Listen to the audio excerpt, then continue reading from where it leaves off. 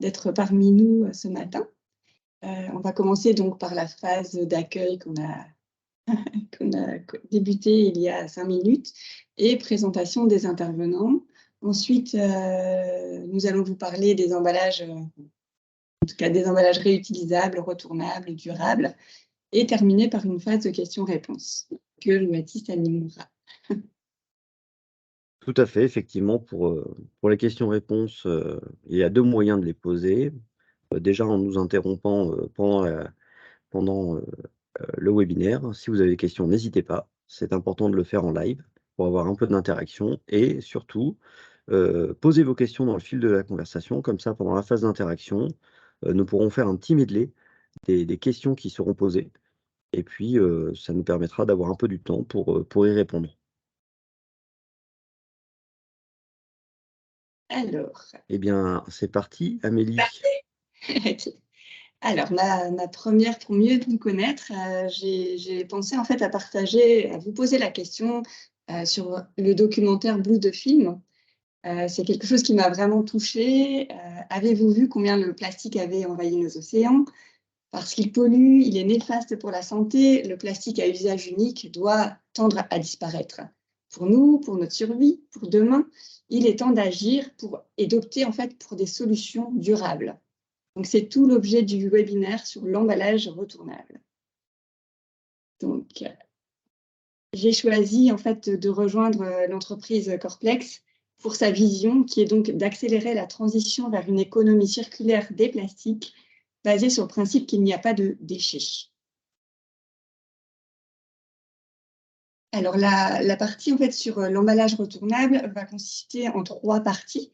Donc, on va parler de l'économie circulaire par rapport à l'économie linéaire. Ensuite, les emballages au sein d'une économie circulaire. Donc, sujet vaste. Et on se concentrera du coup sur les emballages. Et ensuite, des cas clients. Donc, un cas de LCA, d'analyse de cycle de vie. Puis, des témoignages de clients et de partenaires en vidéo. Alors, qu'est-ce que l'économie circulaire et surtout quelle différence par rapport à l'économie linéaire? Donc, l'économie linéaire, elle repose sur la recherche en fait de production infinie avec des ressources qui sont pourtant limitées, utilisant au maximum les matières premières disponibles, que sont le bois, le pétrole, le charbon.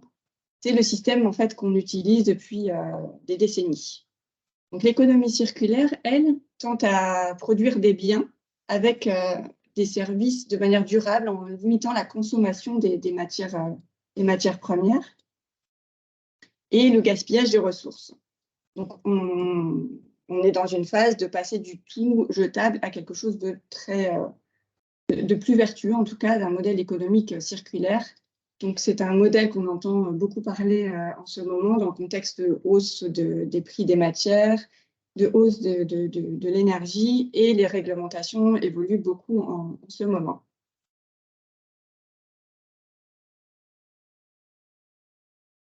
Donc, la place des emballages au sein de l'économie circulaire. Donc, les limites des emballages jetables, c'est donc une production infinie, une génération de déchets infinis, avec des coûts économiques et des coûts écologiques pour exploiter les matières, émissions de CO2, transport, etc., etc. Les limites du recyclage.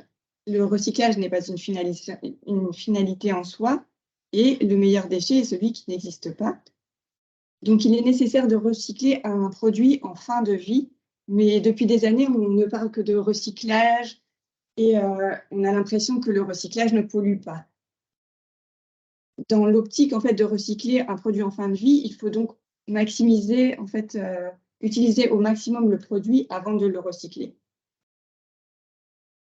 Chez Corplex, le programme qui résonne est celui de récupérer les plastiques pour valoriser la matière, la recycler et reproduire les mêmes produits. Donc, on est dans les principes des 5 E. Donc, retirer tout gaspillage de matériaux, réduire la taille des emballages, réutiliser les emballages encore et encore, recycler les emballages en fin de vie et réemployer la matière pour lui offrir une nouvelle vie. N'hésitez pas à poser vos questions. Donc, les emballages réutilisables. On a donc un fournisseur qui va livrer avec un transporteur une plateforme et un trajet supplémentaire qui se rajoute et qui sera largement compensé par les gains sur la réutilisation des emballages. Parfait. Ah mince. Oui, mais c'est parce qu'il mettait tout le temps le truc. Mince. Et résultat. Excusez-moi. Du coup, donc quelque chose s'ajoute en fait. On a un trajet sur le reverse qui s'ajoute quand on travaille avec des emballages réutilisables. Et ensuite, la conception de l'emballage, du coup, est très importante puisque le fait de pouvoir en fait replier pour le retour à vide, donc maximiser le gerbage dans le camion et au reverse de pouvoir les réduire en fait en dimension. Pour transporter en boucle logistique simple ou complexe, on peut uniquement faire des boucles inter-usines. Une boucle simple qui est très facile à maîtriser avec des emballages réutilisables, ou une boucle plus complexe, en fait, avec un entrepôt ou X entrepôts, X magasins, X consommateurs finaux. Et entre ces différentes entités, on a également le transporteur qui est aussi une partie prenante de la boucle. Les différents types d'emballages recyclables ou réutilisables, pas recyclables. Donc, on a des supports métalliques, des supports en bois, les supports en textile ou en textile bâche camion et les emballages en plastique. Donc, l'avantage de tous ces emballages, c'est qu'ils sont très résistants, qu'ils supportent des charges lourdes, qui sont souvent repliables. L'inconvénient pour le métal et le bois, c'est que c'est assez lourd. Donc pour la manutention et également pour le poids au sein du camion, peu personnalisables et qui peuvent être sensibles soit à la rouille pour le métal ou soit à l'humidité, aux éléments extérieurs pour le bois. Sur le petit packaging en fait en bâche camion ou en textile, donc l'avantage c'est que c'est très léger, c'est peu encombrant, c'est personnalisable. Et par contre, ça convient plutôt pour des petits objets, donc le dernier kilomètre. Et enfin, du coup, les contenants en plastique sont très résistants, supportent des charges lourdes, sont repliables comme les autres. On peut facilement les personnaliser. Ils sont recyclables, il suffit de broyer la matière pour refaire en fait, à volonté les produits. Et ça résiste aux amplitudes thermiques et aussi aux chocs et aux produits chimiques. Les avantages des emballages réutilisables, il y en a 4. Le premier, au niveau écologique, on va réduire en fait le bilan carbone. Donc, on se trouve au niveau du scope 3, qui regroupe les émissions indirectes qui sont dues au transport amont et aval des marchandises. Et donc, on va utiliser moins de matière pour fabriquer les emballages, moins de production d'emballage et moins de déchets générés. Moins d'énergie, moins de transport. Le deuxième atout, c'est l'atout marketing. Donc, on va avoir une activité qui sera plus responsable au niveau de votre image de marque et qui va répondre aux préoccupations de vos consommateurs, de vos clients. Une optimisation des coûts. Donc, utiliser des emballages réutilisables, c'est faire des économies sur le long terme. On parle de produits qui peuvent avoir une durée de vie de 10 ans. Donc, moins d'emballages à acheter, moins d'emballages annexes, film, plastique, carton, moins de déchets à gérer et une meilleure protection des produits. Mais aussi une logique de financement différente. Ils peuvent être entrés dans les charges et devenir dans le cadre des dépenses et devenir des charges. ou alors être amortis sur plusieurs exercices et être considérés comme des immobilisations, donc en CAPEX, à moins que vous préfériez opter pour de la location ou du leasing. Et le dernier avantage des emballages recyclables, c'est d'optimiser les opérations logistiques. Donc, facilité et rapidité de préparation, de chargement et de déchargement, moins de temps à gérer les réclamations dues aux produits abîmés et moins de temps à gérer les déchets. Mais ça peut aussi, dans la logistique, s'avérer être une contrainte. Donc, récupération des emballages avec parfois un risque de perte ou de vol et un coût de retour à vide. Donc, à ce propos, transformer la contrainte du retour à vide, on peut soit s'équiper de rien et comptabiliser avec un papier crayon, soit faire ça via Excel, soit intégrer ces bipages, ce suivi en fait via votre ERP, votre WMS ou votre TMS. La step d'après, ce qui est vraiment plus simple, c'est d'opter pour un outil de suivi qui permet de tracer, de suivre, de comptabiliser et pourquoi pas de consigner. De pouvoir dire, voilà, je sais où sont mes emballages, à qui je les ai remis, et tout le monde, en fait, dans la chaîne de valeur, sait et acquiesce, en fait, de dire, oui, j'ai bien reçu X conteneurs en magasin ou via un transporteur, et les comptes, en fait, sont clairs pour tout le monde. Donc, c'est important de suivre les contenants, de peut-être les consigner. Nous aurons en fait une présentation de vidéo de 2 partenaires dans ce domaine dans le dernier point du webinaire. Et la dernière step, qui est non pas moindre, c'est des plateformes de collaboration, comme il en existe beaucoup, pour soit mutualiser le reverse, donc ramener à plusieurs les containers, les emballages, ou pourquoi pas les échanger entre partenaires. Donc, c'est géré à plusieurs le reverse. Étude de cas. Je vais commencer du coup par vous présenter l'analyse du cycle de vie sur un des produits de chez Corplex. Donc, l'analyse de vie, du cycle de vie, c'est donc un outil qui est neutre en fait et qui est le meilleur pour évaluer en fait quelle est la différence entre deux types d'emballage. Donc, ça prend en compte, par exemple, comment l'électricité est produite. Est-ce que c'est du nucléaire, du gaz, du charbon? La distance entre le lieu de production, le client, les distributeurs, le type de transport, voiture, bateau, avion, la distance de la matière première jusqu'à l'usine et l'énergie nécessaire pour extraire le pétrole. En bref, cela prend en compte tous les impacts environnementaux depuis l'extraction de la goutte de pétrole jusqu'au recyclage du produit en fin de vie.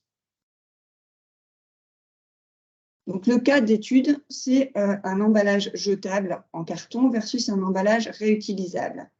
Le cas qui a été analysé, c'est un producteur de fleurs basé aux Pays-Bas qui envoie ses fleurs au Royaume-Uni, qui lui distribue des centres de distribution. Donc, le producteur souhaiterait réduire son empreinte carbone en passant d'une boîte carton à une boîte en plastique recyclable, réutilisable. La réalisation de l'étude de vie comparative a été réalisée donc par un institut tiers. L'emballage jetable au niveau de la première utilisation, entre le carton et l'emballage réutilisable, donc là, pas de surprise, une seule utilisation, la boîte en carton est moins émettrice de CO2. Ensuite, au niveau de la septième réutilisation de l'emballage plastique, l'empreinte carbone de l'emballage réutilisable en plastique est inférieure et également le retour sur investissement au niveau du coût est également inférieur à partir de la 7e réutilisation. Ensuite, c'est exponentiel. Donc, plus en fait, on va réutiliser la boîte, plus l'empreinte carbone de l'emballage en plastique va réduire. Donc là, on parle par exemple de 100 utilisations, mais dès lors qu'on est à 40 utilisations, on est à moins 37 de production, à moins 37% de l'empreinte carbone et à moins 66% du coût au niveau du de l'emballage. Alors, je vous propose maintenant d'écouter quelques témoignages de clients et de partenaires. Je sais que peut-être vous allez avoir du mal à entendre ou en tout cas, ce qui est important que vous sachiez, c'est qu'on peut vous envoyer, Jean-Baptiste vous enverra à l'issue du webinaire les liens vidéo pour que vous puissiez les regarder dans de bonnes conditions. Voilà, je vais commencer. Je vais l'envoyer maintenant, comme ça il apparaîtra dans le fil de la conversation et donc vous pourrez récupérer ce lien. Nous avons créé une petite chaîne pour que ces vidéos soient compilées, donc vous pourrez les revoir tranquillement si on a un petit problème technique, puisque nous allons tenter de passer une vidéo.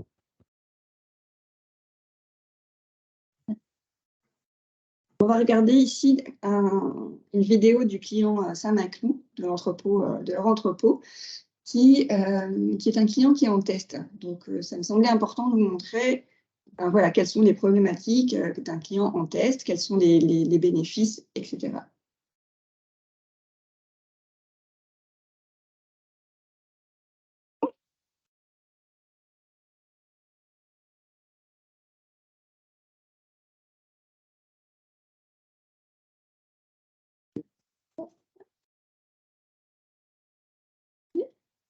Ah, c'est quand on est en direct que souvent on a des petits soucis techniques. Marché tout à l'heure. Ça a fonctionné tout à l'heure pendant le test. C'est parti. Mais vous vous présentez? Bonjour, je me présente José Barbosa, je suis le responsable logistique et transport pour l'entreprise Saint-Maclou et je gère les services. Bonjour, moi c'est Antoine, je suis responsable d'exploitation dans l'entreprise. Vous êtes en test sur de l'emballage durable réutilisable. Pour quelle raison? Aujourd'hui, on utilise des emballages vraiment des réutilisables parce qu'on veut sécuriser la livraison de nos produits. On puisse être au niveau environnemental et RSE des acteurs. Quels atouts et quels inconvénients y voyez-vous? Les atouts principaux sont liés à la qualité, à la fois de préparation, de chargement et de livraison pour nos clients. Les inconvénients, pour l'instant, c'est la mise en place de reverse pour le retour à l'emploi.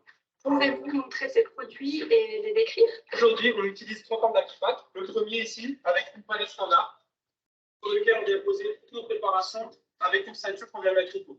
Le deuxième format, aujourd'hui, sur le réseau, avec un Akipac conteneur dans lequel on vient poser tous nos produits. Et enfin, on a fait un Akipac sur mesure pour nos produits en longueur de plus de 3 mètres, dans lequel on va mettre nos plaintes et nos barres de seuil par exemple. Qu'en pensent vos équipes dans les opérations? Les équipes sont satisfaites à la fois dans la qualité de la préparation, du chargement et de l'expédition des produits. Selon vous, combien de temps dure une phase de test? Aujourd'hui, la phase de test est encore un peu au début. Elle va durer plusieurs mois pour choisir le produit le plus adéquat à notre activité. Comment avez-vous travaillé avec tous les acteurs d'une boucle logistique? On travaille avec nos différents partenaires et notamment sur le reverse, où on doit apporter encore des solutions pour que l'activité devienne pérenne. Quels conseils donneriez-vous à la logistique en général? Alors, je donnerais comme conseil à la logistique d'utiliser ces produits parce qu'ils sécurisent la livraison et ils permettent en plus d'être éco-responsables dans nos conditions. José, Antoine, je vous remercie tous les deux et à très bientôt pour la suite de l'histoire. Voilà, donc maintenant je vais vous présenter un des deux partenaires qui est la société Barcodis.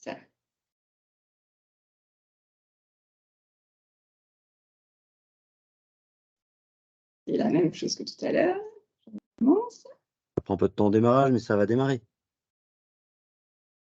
Donc on peut déjà dire que sur la vidéo d'avant, on a eu des points d'intention sur la phase de test et sur la reverse logistique. On attend que ça avance. Hello.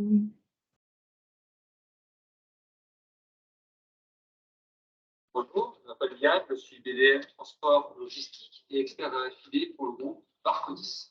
Yann, en quoi votre société contribue-t-elle à transporter durablement les marchandises?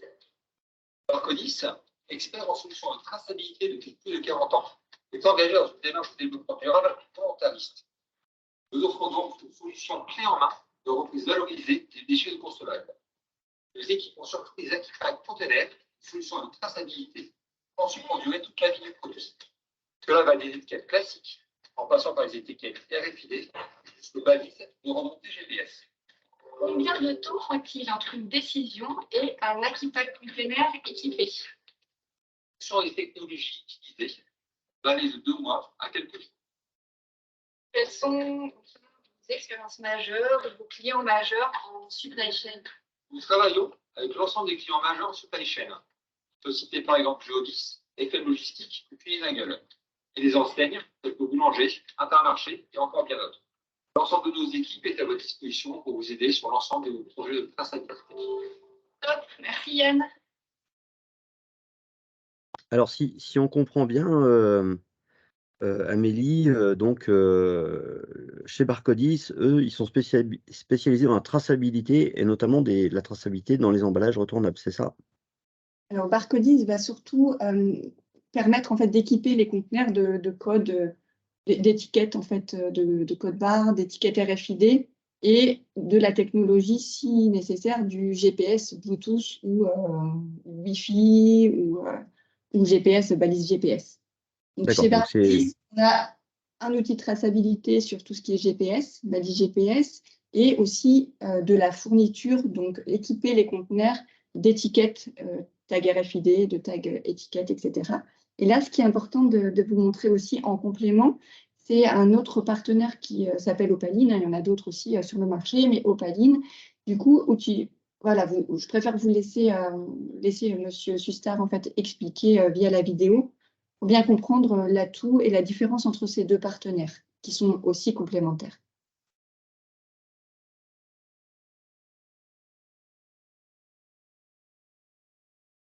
S'il nous plaît.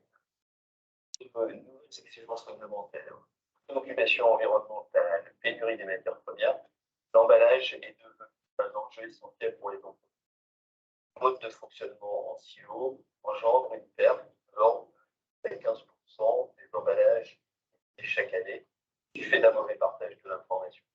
Seul le mode de gestion collaboratif permet une optimisation de l'emballage, tendre vers le 100% de notre production et ainsi augmenter la durée de l'emballage. La plateforme Opaline, une plateforme collaborative, permet un partage de l'information unique entre les partenaires et ainsi garantir le consensus sur les comptes d'emballage. D'ailleurs, Opaline est partenaire des emballages ActiPack qui sont réutilisables pour une économie circulaire renforcée au niveau de la supply chain.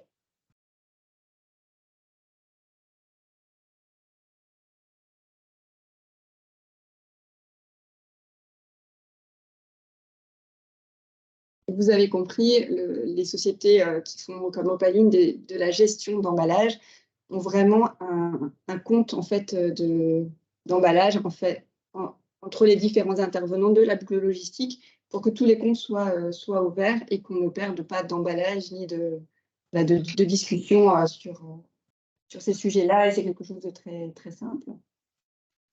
Bah, donc effectivement, Opaline, c'est un des acteurs qui est en train d'émerger sur la gestion des plateformes, sur la gestion des emballages retournables. On a aussi d'autres acteurs comme Magic Palette qui sont sur le marché. Et en tous les cas, on voit la complémentarité avec l'acteur précédent, puisque l'acteur précédent, lui, il permet de tracer, et l'acteur suivant, lui, il permet de suivre. Donc on a les deux. Faire les comptes d'emballage, voilà. Et donc enfin, Rexel, Rexel, on le connaît bien, il fournit beaucoup de composants pour le BTP, si je ne me trompe pas. C'est un distributeur dans le monde du BTP, notamment pour les artisans. ça, pour les artisans, ils ont des points de vente en propre et livrent aussi les clients finaux ou les clients B2B finaux. Je vous propose de regarder ce dernier client qui, lui, Rexel, est un client engagé dans une démarche en fait, de réduire en fait, la matière utilisée. Et voilà, vous verrez son témoignage.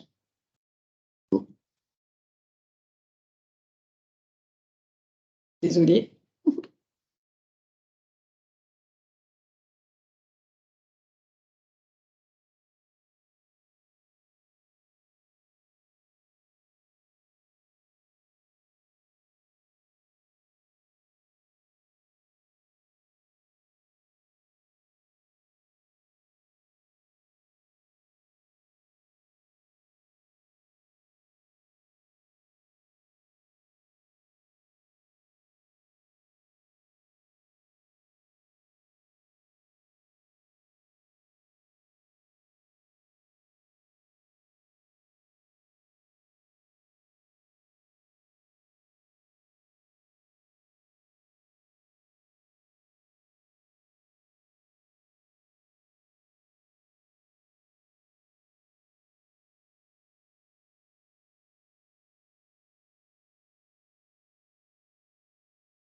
Voilà, donc c'est terminé pour ces 2 premiers items du webinaire.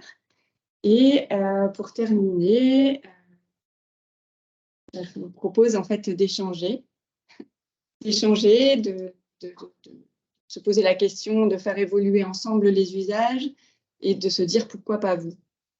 Est-ce que vous avez des questions, des suggestions, des contacts? N'hésitez pas. On a alors ceux qui veulent ouvrir leur micro, hein, vous savez comment ça se passe. Tout en haut à droite, vous cliquez sur votre microphone. Ça va vous permettre de l'activer et puis vous posez vos questions tout simplement. Et en attendant, moi, je compile les questions qui sont sur la droite dans la conversation. Ceux qui veulent les poser dans le fil de conversation, n'hésitez pas. J'espère que je ne suis pas allée trop vite. C'est le premier webinaire, donc faut apprendre à gérer le rythme.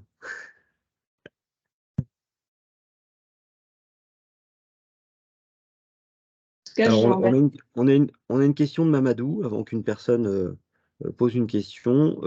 Mamadou Diallo, donc, qui nous pose la question, l'investissement de départ, quel est-il? Et il ne doit pas être anodin pour une petite entreprise. Notamment, on pense aux PME qui font une grosse partie de l'économie française. Voilà. Est-ce que c'est cher? Parce qu'on dit qu'on gagne 66% au bout du 40e voyage dans l'étude de cas qu'on a vue. Mais donc, au départ, qu'est-ce qu'il faut envisager? Comment ça marche? Alors, sur les vidéos, vous avez vu donc l'étude de cas en fait sur les boîtes pour les fleurs.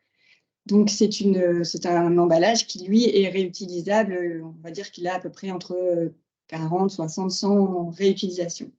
Donc là-dessus, ça dépendra bien sûr du format, du nombre d'emballages. Voilà, donc ça, je ne pourrais peut-être pas y répondre là. Ça peut aller de 5 à 20 euros. Voilà. Et ensuite, on a les Akipak containers, hein, ce que vous avez vu sur les vidéos chez les clients en test ou les clients. Donc là, ça va être des emballages qui ont une durée de vie entre 7 et 10 ans. Et ça dépend également du volume, du format. Hein. Ça peut être des grands emballages, comme vous avez vu chez Saint-Maclou, ou des emballages plus classiques. On va dire que pour un emballage classique en 1200-800, avec une hauteur de à peu près 800 ou à peu près 1200, on va être entre 120 et 150 euros de l'Akipak, qui va donc durer 10 ans. D'accord, donc 10 ans, ça fait quelques boucles de retour, ça. Ça. Et à la fin, donc l'emballage, Corplex peut racheter en fait la matière pour pouvoir la recycler et refabriquer les mêmes produits. Donc si je comprends bien, Amélie, une fois que les palettes elles ont fait leur cycle de vie, le client il revient voir votre société et puis il dit voilà, ma palette elle est usagée, maintenant ça fait de la matière première, on peut la remettre dans le circuit pour refaire d'autres palettes. Là, on a 2 usines qui sont dans le groupe Corplex, qui sont des usines de recyclage et qui ont la vocation de reprendre les plastiques pour pouvoir rebroyer la matière et refabriquer ensuite. Alors j'imagine que vous avez une durée de vie de 7 à 10 ans et est-ce que vous avez des retours de la part de vos clients sur le nombre de boucles qu'ils ont fait? Est-ce qu'ils sont capables de vous dire moi j'ai fait 50 boucles, 100 boucles ou beaucoup plus? Alors, on a par exemple un client qui est donc pas français, donc je ne l'ai pas montré ici en vidéo.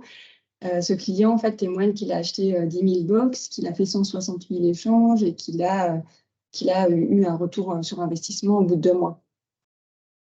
Qu'il est allé faire des boucles sur 86 destinations.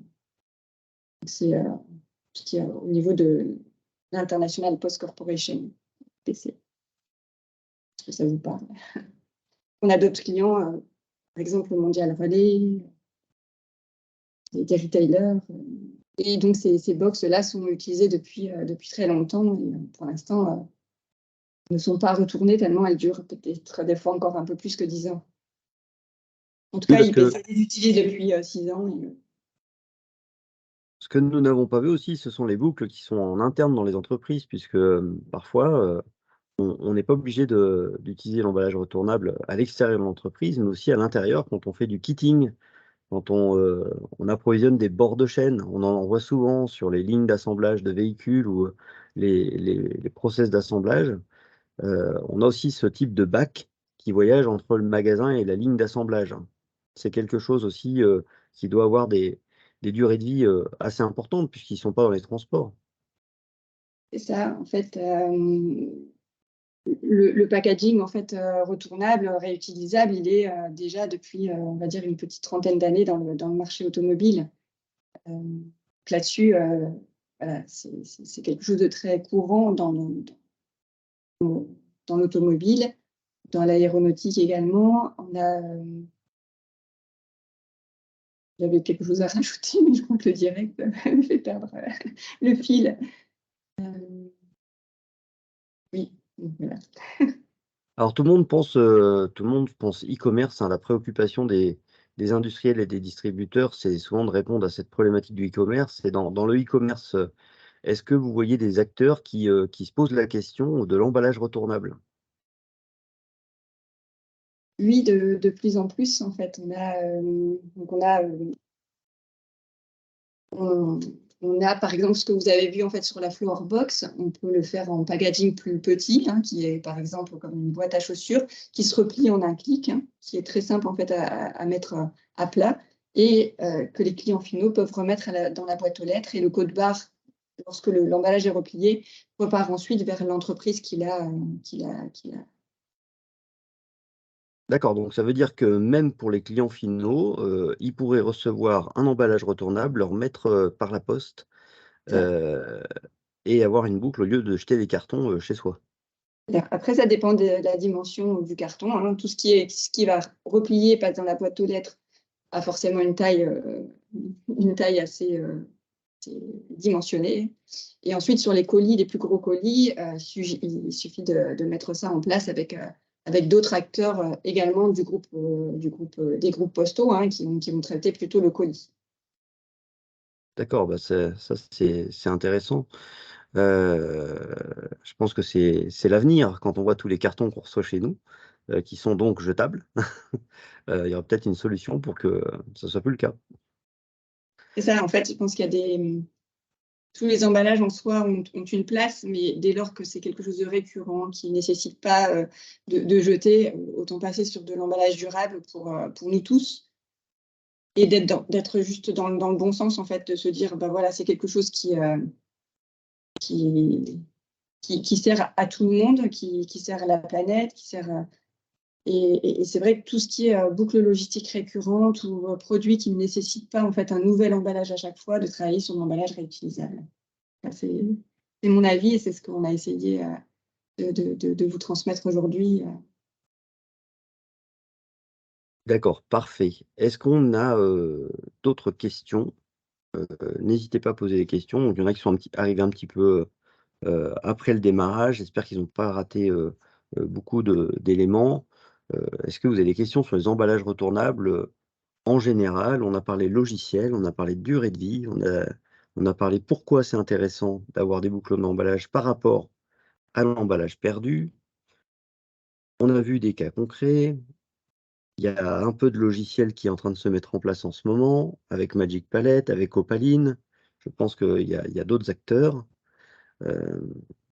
On a parlé aussi que les emballages étaient repliables pour faciliter leur transport-retour, qu'ils étaient gerbables, et c'est intéressant, en messagerie. Je voulais ajouter d'ailleurs que ça évite d'acheter des remorques en double plancher.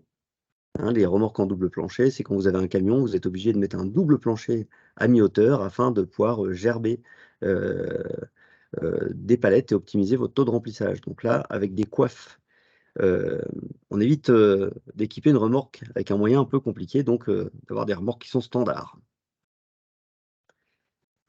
J'avais une question par rapport au modèle. Est-ce qu'on est plutôt sur une logique d'achat? C'est-à-dire, est-ce que les entreprises investissent et achètent les palettes ou bien les emballages raisonnables, ou plutôt on est sur de la location, type les palettes CHEP ou des choses comme ça? C'est vraiment selon les clients. certains, en général, achètent, mais de plus en plus, on voit le leasing ou la location apparaître. Donc, d'un côté, soit vous travaillez sur votre CAPEX pour durer longtemps, ou soit vous passez sur de la location et du leasing. Les deux sont, on va dire, historiquement, dans l'automobile, on est plus sur de l'achat, et maintenant sur la logistique, l'industrie, le retail, on va dire 75% d'achat et 25% de leasing ou de location.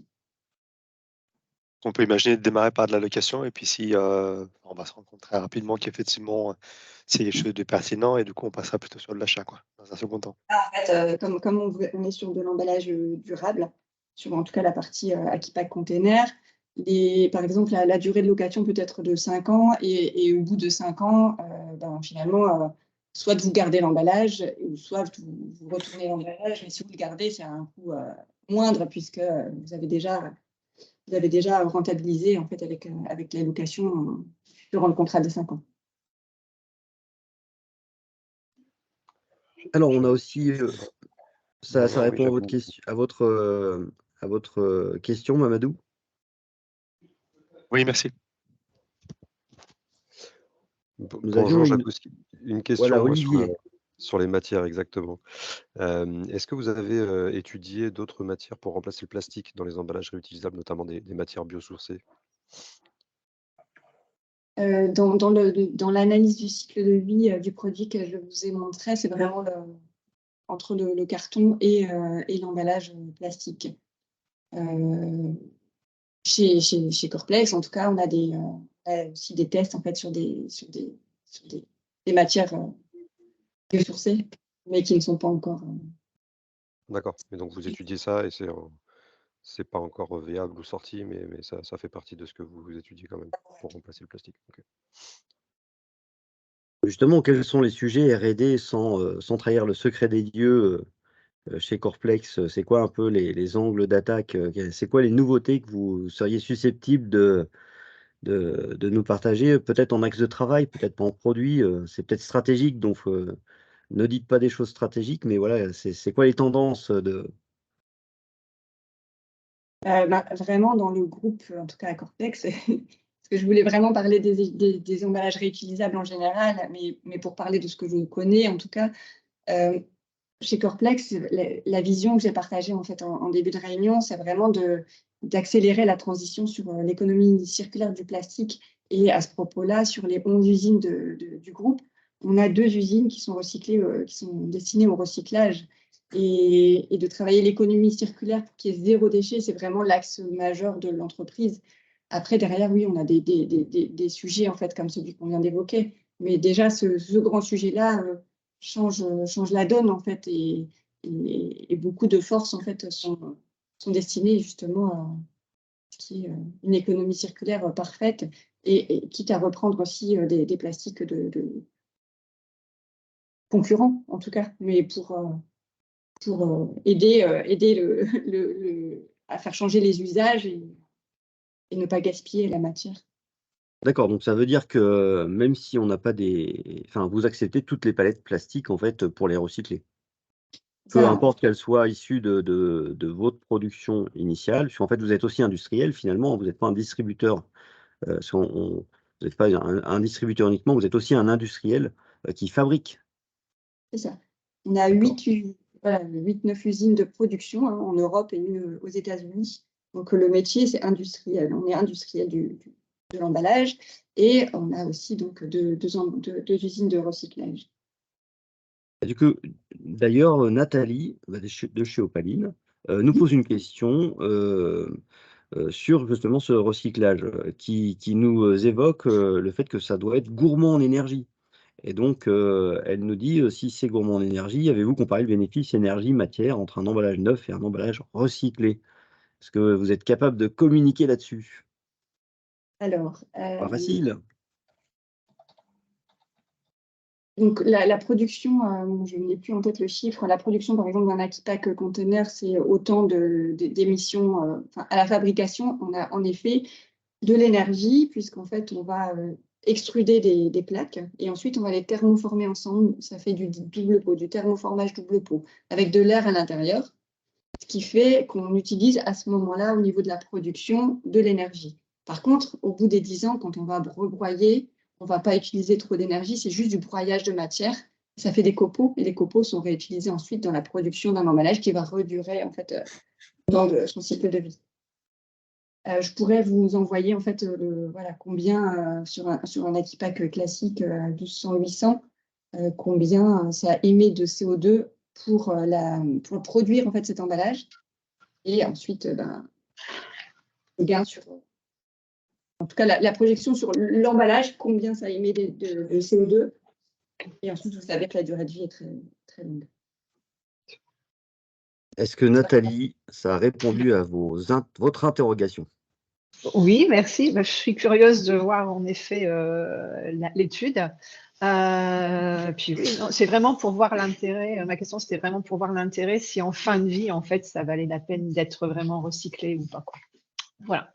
Alors Donc, moi, en fait, c'est plutôt l'analyse du cycle de vie dans sa globalité. oui, moi je me dis, Nathalie, si on venait à jeter cette palette qui était endommagée, qu'est-ce qu'on va en faire? Cette palette endommagée, on va la mettre à un endroit où elle risque d'être brûlée, où elle risque Non. d'être recyclée peut-être dans d'autres produits. Je trouve ça très, très intéressant. Après, je pense que c'est quelque chose à mettre en avant, justement, à valoriser ce gain qu'on peut avoir en recyclant la matière, parce que c'est vrai que parfois, certaines personnes se disent bon, je vais pas m'embêter, je vais racheter du neuf, et puis voilà, quoi. Enfin, voilà. Je veux dire, peut-être qu'à coût équivalent, voilà, s'ils voient pas l'intérêt, les gens vont pas forcément, enfin, les industriels vont pas forcément se tourner vers un produit recyclé. C'était pour être un peu le poil à gratter. Oui, on est dans une période où on a besoin de poil à gratter parce qu'on se triture un peu les méninges, et notamment sur l'emballage retournable. C'est quand même un sujet supply chain très vaste, et pourtant qui est un peu occulté, qui n'est pas vraiment dans le devant de la scène, alors que son impact environnemental n'est pas neutre en fait, hein. Il mérite d'être étudié comme on étudie d'autres impacts environnementaux. Et je me demande justement, par exemple, si nous allons devoir, en tant qu'industriels, des praticiens supply chain, déclarer les émissions de CO2 liées à nos emballages. Ça, c'est quelque chose où je me dis, bon, transport, ça y est, c'est passé, mais les émissions de CO2 de nos emballages, comment fait-on? Est-ce qu'on a besoin de faire des déclarations, et est-ce qu'on peut valoriser les gains qu'on pourrait avoir d'émissions de CO2 liées à ces emballages retournables? Ça, c'est une question, là. Je me fais aussi le poil à gratter. Si je peux me permettre, si je me trompe pas, il y a un décret qui est passé en début d'année qui oblige maintenant les entreprises de grosse taille, de mémoire, à déclarer leur scope 3 dans le bilan carbone. Ce qui fait que ça inclut du coup les émissions carbone des emballages, et donc la nécessité d'avoir un plan d'action rigoureux pour la diminuer. Dans ce sens-là, pour vous rejoindre, Olivier, c'est vrai qu'au niveau de l'usine de recyclage, on a vraiment beaucoup de gros groupes en fait, qui nous questionnent donc, pour répondre aussi à Nathalie. On a un programme de recyclage, enfin de reprise des plastiques en fin de vie. Et donc, quels que soient les plastiques, le programme de recyclage, ça comprend aussi une reprise. Donc, on rachète la matière en fait à nos clients, qui aussi incite en fait à rendre les emballages et ne pas les laisser dans la nature, ou les laisser, les laisser de côté, hein. On a Corplex Recycling étudie en fait en fonction du produit, des opérations à mener pour pouvoir recycler. Donc, par exemple, tu désétiquettes, est-ce qu'il faut les enlever, etc. Donc, on a ce programme valorisé au niveau de la reprise des plastiques. Et Olivier, est-ce que j'ai répondu à votre question? Alors moi, c'était pas une question, c'était plutôt pour répondre à la question de comment inciter ou comment valoriser plutôt l'effort fait sur les emballages. C'est ce qui fait, vous l'avez dit au début, hein, c'est ça, on est dans le scope 3 de vos clients. C'est vrai. Ce scope 3 qui jusqu'à maintenant n'était pas obligatoire dans un bilan carbone le devient depuis cette année. Alors j'ai plus le seuil de taille d'entreprise en tête, mais ça commence et ça va évoluer dans le bon sens, je l'espère. Et donc cette obligation va faire que ça ouvre un champ de suivi d'obligations de réduction complètement énormes, dont fait partie l'emballage. Donc pour des clients pour lesquels ce poste est important et dans les plus gros postes, ça devient visible puisque réglementairement obligatoire. C'est Oui, ça. va se poser la question de comment on le calcule, cette empreinte carbone. En transport, on sait bien que pour ce qui est demandé par la loi, c'est kilomètres par poids par facteur d'émission. Tout ça, ça nous donne des tonnes CO2. Mais en emballage, comment ça marche? Moi, je Ce que pense je que peux vous dire, le en faites, fait, que vous faites dans votre analyse de cycle de vie, ouais. Pardon, je vous laisse répondre. donc il y a l'analyse du cycle de vie qui est faite pour l'instant sur cette floor box, et ensuite sur les entreprises, les usines de recyclage. Donc déjà, on voit vraiment une émergence en fait des grands groupes suite au décret qui viennent vers nous pour justement valoriser le recyclage de leurs produits. Et les usines de recyclage donnent aussi les certificats qui attestent en fait de cette recherche et de cette reprise. Ça, c'est important en fait de vous le signaler. Par contre, l'analyse du cycle de vie comme l'analyse du cycle de vie, elle est vraiment en fonction de chaque cas. Donc, on peut vous donner l'empreinte carbone d'un Aquipac, mais on ne peut pas faire autant d'analyses de cycle de vie. C'est peut-être en fonction des cas, où est-ce que ça voyage, etc., de toute la chaîne. J'espère que ça vous convient.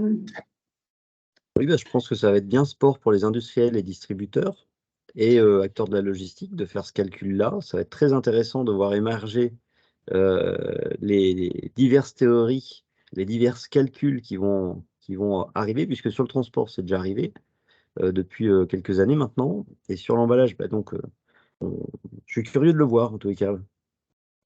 Alors En après, tout cas, c'est vrai parle qu'on de voit les grands groupes venir de plus en plus vers nos usines de recyclage. Ça, c'est sûr.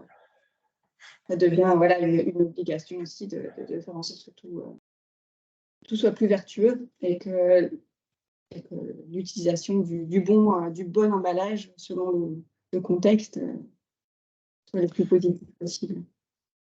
Après, si je puis me permettre, je suis consultant dans la société Forizon et nous, c'est ce qu'on fait. Alors, avant d'aller dans une analyse pardon, de cycle de vie complète qui a un coût, qui est ce qu'il est, il peut y avoir des estimations un peu plus simplifiées pour une aide à la décision avant d'aller vraiment dans le détail d'un calcul d'analyse de cycle de vie. Et nous, par exemple, on accompagne nos clients dans ce calcul-là et c'est tout à fait faisable. En fait, je peux comprendre que ce soit un peu flou quand on n'y a pas mis le nez dedans, mais il y a des calculs qui sont tout à fait faisables et on l'a déjà fait sur des emballages réutilisables d'ailleurs. Et ça apporte une vraie information quantifiée au client, en plus du coût, bien sûr, qui est à mettre en balance. Et c'est quelque chose qui se fait de plus en plus. En tout cas, nous on le fait quasi au quotidien. Oui. Parfait, voilà. Je Très prêche un bien. peu pour ma paroisse. Si vous êtes intéressé, je suis bien sûr à votre disposition, mais ce n'est pas le sujet aujourd'hui. Non, c'est pas le sujet, mais nous cherchons toujours des experts pour partager les bonnes pratiques. Donc, Amélie a déjà répondu à donner une vision globale des emballages retournables qui permet des gens de découvrir ce que c'est, puisque c'est un mot dont on entend parler, mais on ne sait pas toujours ce qu'il y a derrière. Et puis après, il faut aller un peu plus loin. Donc, on cherche aussi des experts pour d'autres webinaires. Donc, Olivier, je vous recontacterai. C'est intéressant de proposer aux acteurs de se dire comment ils peuvent calculer leurs émissions de CO2 liées au emballage retournable. C'est super. Merci beaucoup. Merci, Olivier. Avec plaisir. Est-ce qu'il y a d'autres interrogations ou conseils? Moi, je me permets, j'avais une question parce que je suis arrivée en retard, désolée. Et du coup, là, donc j'ai bien compris pour l'Aquipac, et notamment Pauline, il y a un cadre. Après, j'ai vu que Corplex avait d'autres supports. Et du coup, ma question était, si aujourd'hui, on va dire que sur l'Akipak, voilà, le taux de récupération, tout ça est à peu près érodé. Vous avez l'air d'avoir beaucoup d'autres supports aussi. Est-ce que vous avez la même logique sur tous les supports que vous avez que pour La l'Akipak? même logique, La même traçabilité, en fait, pour vraiment augmenter le nombre de rotations et récupérer les supports. Ou est-ce que l'Akipak est vraiment une spécificité dans… Non, en fait, en tout cas, on va séparer en deux grands groupes, hein. On a les cartons qui sont des pièces qui sont fabriquées en plastique, en Akilux, hein, recyclé. Et donc, ces produits-là, donc comme la follower box, hein, là où on a une analyse du cycle de vie, on va aller augmenter la réutilisation, hein, par exemple, jusqu'à 100 fois, on va dire, mais ça peut être plus, ça peut être moins, c'est vraiment selon comment est utilisée la boîte et comment ça se passe. En tout cas, le retour d'expérience d'entreprise qui fabrique ces entreprises qui est de l'Est, hein, l'usine de l'Est, pas l'entreprise, parce que l'entreprise, c'est une entreprise, mais à 50 ans d'existence dans ce domaine, principalement dans l'automobile, dans tout ce qui est food, tout ce qui est pharmaceutique et les métiers de l'impression également. Donc, tous ces produits-là qui ont une durée de vie, on va dire, plus courte que les Akepa containers, la reprise, en fait, le programme de reprise des plastiques est bien entendu plus rapide. Merci. Nous avions justement sur cette gamme de prix, enfin pas cette gamme de prix, cette gamme de produits, excusez-moi, une question de Pascal qui nous demandait c'est quoi la hauteur d'un Akipak. Parce qu'on a vu tout à l'heure dans le reportage de Saint-Maclou qu'on pouvait avoir quasiment des emballages de taille personnalisée. Ils évoquaient des grandes longueurs de 3 mètres. Et là, pour l'Akipak, alors moi je ne connais pas vos gammes de produits, mais est-ce qu'il y a une hauteur définie? Alors, la hauteur de la ceinture, elle dépend en fait de… Donc déjà, la forme, elle dépend de l'utilisation et des personnes qui vont être en logistique pour la charger et des personnes qui vont aussi la décharger. Donc, c'est vraiment quelque chose à étudier à chaque fois au cas par cas par les clients, même si on a quelque chose de standard qui se dégage, bien sûr. Et au niveau de la hauteur, c'est également en fonction de ce que souhaitent les clients. En général, on fait par rapport en fait au camion. Donc, la hauteur du camion, si c'est du 240, on va préconiser plutôt un gerbage de 3 Akipak en à peu près 800 ou 2 Akipak en 1200, par exemple. Et au niveau du surdimension, que n'a pas montré là, mais il va y avoir des batteries packs automobiles qui vont avoir une forme spécifique. Donc, ça s'appelle de l'Akipak for You. Il peut y avoir donc les grands Akipak qui font 3 mètres sur 800 ou du 1900 sur 200. Enfin, voilà, toutes les possibilités, les cas d'études. Hein. On a des bureaux des designers, des ingénieurs sur bureau d'études sur chacune des usines. Et on étudie tout ça avec les clients pour que ce soit le qui correspond le plus aux besoins du client. Très bien. Merci Amélie. Et sur les petits industriels, les petites entreprises hein, qui constituent aussi ce qu'est la France. Tout à l'heure, il y avait une question, je pense, de Manatou. L'ADEME, en fait, subventionne les petites entreprises pour acheter les emballages réutilisables. Donc ça, c'est pas neutre. Et à ce propos, d'ailleurs, j'interviens sur le salon ACTL fin mars, sur la table ronde verte, sur l'éco-conception, la réutilisation, comment réduire l'impact environnemental de ces emballages, voilà, sur les conseils de l'ADEME. Et venir rencontrer sur place, n'hésitez pas.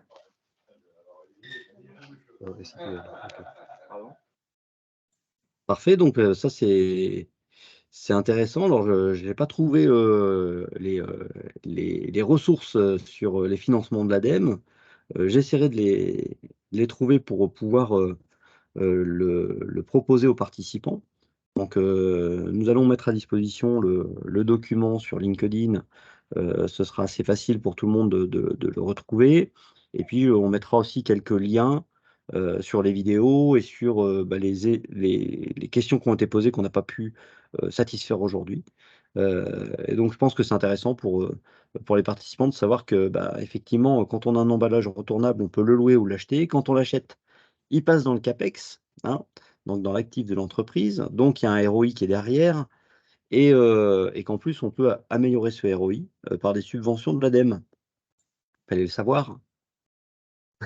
C'est important, l'argent. Eh bien, c'est parfait. Donc, Amélie, on vous retrouve le 28 mars au SITL autour d'une table ronde. Ce sera la journée où Alpe Supply Chain se déplacera au port de Marseille avec ses adhérents pour visiter le port. Donc, certains ne pourront pas venir vous voir, mais le cœur y sera. Est-ce que d'autres participants ont des questions sur l'emballage retournable, sur cette thématique qu'on vous a proposée aujourd'hui?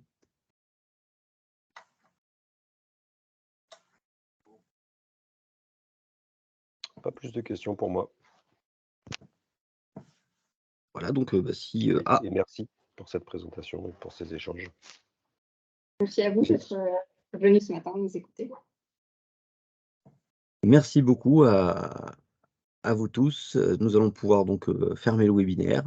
Ce webinaire sera rediffusable sur YouTube et nous enverrons donc les documents sur la page de Alpe Supply Chain sur LinkedIn, ainsi que les quelques liens qui vous permettront de poursuivre votre aventure dans l'emballage retournable que nous espérons un levier de performance tout au long de votre supply chain. Bonne journée à tous, à très bientôt. Au revoir. Bonne journée à tous, au revoir.